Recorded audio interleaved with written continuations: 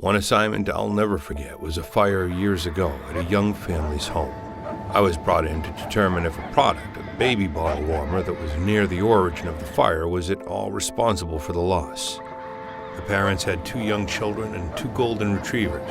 The son was in elementary school and the daughter was several months old. On the morning of the fire, Mom and Dad were busy getting the kids out of bed, dressed for school, and fed. It was the son's birthday, and the mother was making cookies to take to school. Breakfast was finished, lunch was packed, and they loaded up into the car to drive to school. Soon after they left, Mom dropped the kids off at school and stopped at the store to get some groceries with her daughter. On the way home, as they turned onto their street, they noticed smoke pouring out of their house and several fire trucks lined up on the street. The mother grabbed her daughter and raced towards the house, ran up to a firefighter and asked what happened. The firefighter told her that there was a fire in her house, that they were able to extinguish the fire, but they were only able to save one of the retrievers. Several days later, I arrived on the scene with an origin and cause fire investigator to conduct an inspection to find out where the fire originated from. The heat from the fire was limited to the kitchen. The whole house was blackened with smoke and soot. The fire investigator was able to narrow the origin to the electric range in the first floor kitchen. On top of the range was a puddle of re-solidified plastic. On the floor in front of the range was the baking sheet the mother had used earlier that day. The range had the typical push and turn knobs on the front edge, and the mother told me she had used the bottle warmer that morning but had turned it off before she left to take her son to school.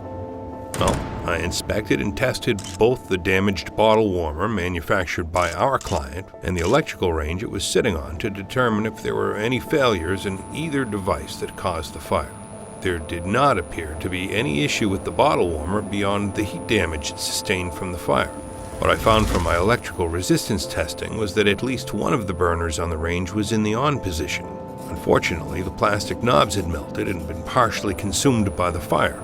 However, the pins to which the knobs were attached were still intact. So I analyzed the patterns on the pins and was able to confirm that one of the 4 electric burners was on. It's believed that shortly after the family left, the dogs attempted to get the recently used baking sheet on top of the range. In doing so, one of the dogs hit the knob for the back left burner just right to turn it to the on position. The heat from the burner then melted the plastic baby bottle warmer, which ignited nearby combustibles, resulting in the fire.